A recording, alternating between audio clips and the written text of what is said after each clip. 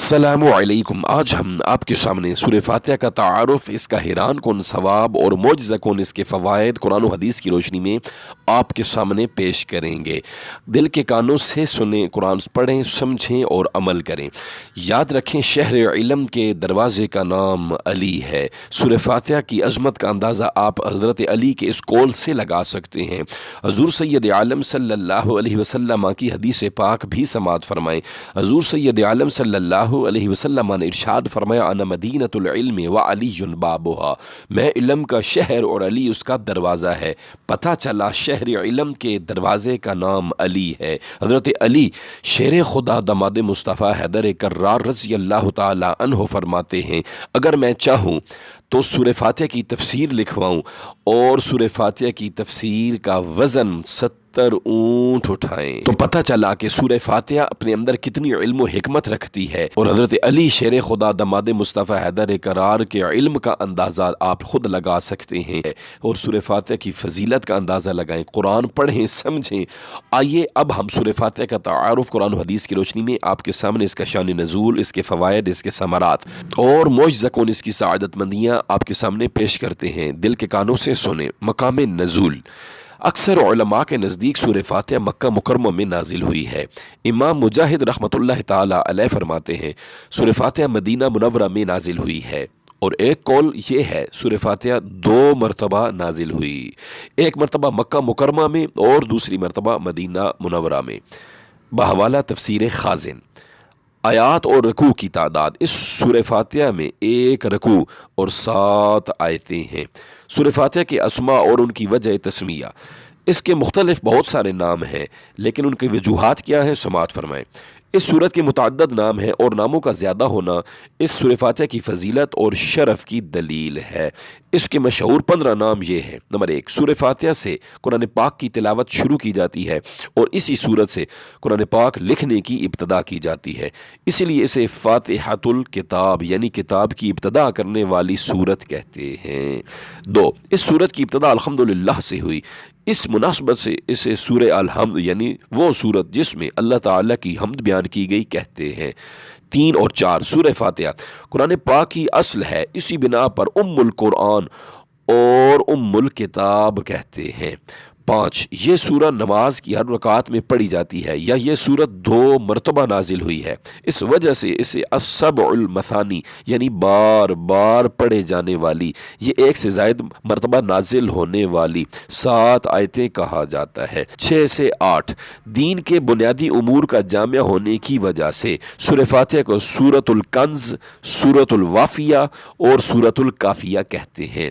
9 اور 10، شفا کا باعث ہونے کی وجہ سے اسے سورۃ الشفا، سورۃ الشافیہ کہتے ہیں۔ 11 تا 15، دعا پر مشتمل ہونے کی وجہ سے اسے سورۃ الدعا، سورۃ تعلیم المسئلہ، سورۃ السوال اور سورۃ المناجہ، سورۃ التفویض بھی کہا جاتا ہے۔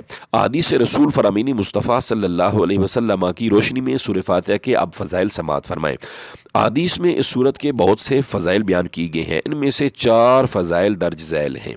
نمبر 1، حضرت ابو سعید بن معلہ رضی اللہ تعالی عنہ فرماتے ہیں کہ میں نماز پڑھ رہا تھا تو مجھے نبی کریم صلی اللہ تعالی علیہ وآلہ وصحبہ وسلم نے بلایا، لیکن میں نے جب جواب نہ دیا۔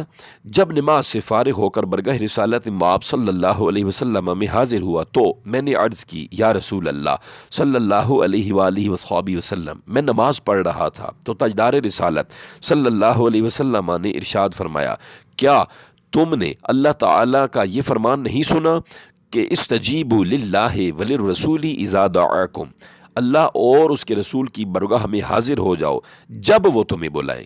پھر ارشاد فرمایا، کیا میں تمہیں تمہارے مسجد سے نکلنے سے پہلے قرآن کی سب سے عظیم سورت نہ سکھاؤں؟ پھر آپ صلی اللہ علیہ وسلم نے میرا ہاتھ پکڑ لیا۔ جب ہم نے نکلنے کا ارادہ کیا تو میں نے عرض کی، یا رسول اللہ صلی اللہ علیہ وآلہ وصحبہ وسلم، آپ نے فرمایا تھا کہ میں تمہیں ضرور قرآن مجید کی سب سے عظمت والی سورت سکھاؤں گا۔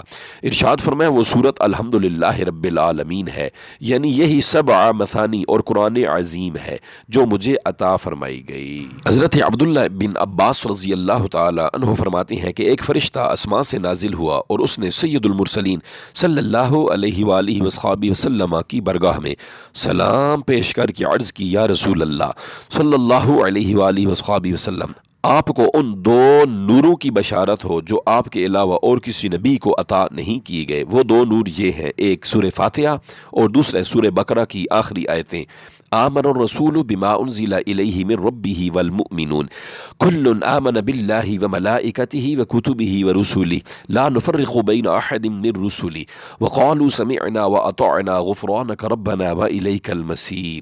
اس سے آگے سورہ بقرہ کی آخری آیت تک یہ بھی قرآن کے دو نوروں میں سے ایک نور ہے جو صرف حضور علیہ السلام کو عطا ہوا، اور دوسرا نور سورہ فاتحہ۔ حدیث نمبر 3، حضرت ابی بن کعب رضی اللہ تعالی عنہ فرماتے ہیں کہ حضور پر نور صلی اللہ علیہ وآلہ وصحبہ وسلم نے ارشاد فرمایا، اللہ تعالی نے تورات اور انجیل میں ام القرآن کی مثل کوئی صورت نازل نہیں فرمائی۔ نمبر 4، حضرت عبد بن ملک عمیر رضی اللہ تعالی عنہ سے روایت ہے کہ نبی کریم صلی اللہ علیہ وآلہ وصحبہ وسلم نے ارشاد فرمایا، سورہ فاتحہ ہر مرض کے لیے شفا ہے۔ جب بھی کوئی بیمار ہو جائے، جس بیماری میں بھی مبتلا ہو، تو سمجھ لیں کہ فرمان مصطفیٰ حدیث رسول کے تحت آپ سورہ فاتحہ کو پڑھیں، اس پر دم کر دیں یا پانی پر چھو کر کے دم کر کے مریض کو پلا دیں، اللہ پاک حدیث رسول کا صدقہ، قرآن پاک کی سورہ فاتحہ کا صدقہ میرا اللہ فضل فرمائے گا۔ سورہ فاتحہ کے مضامین، اس صورت میں یہ مضامین بیان کیے گئے ہیں۔ ایک، اس صورت میں اللہ تعالیٰ کی حمد و ثنا کا بیان ہے۔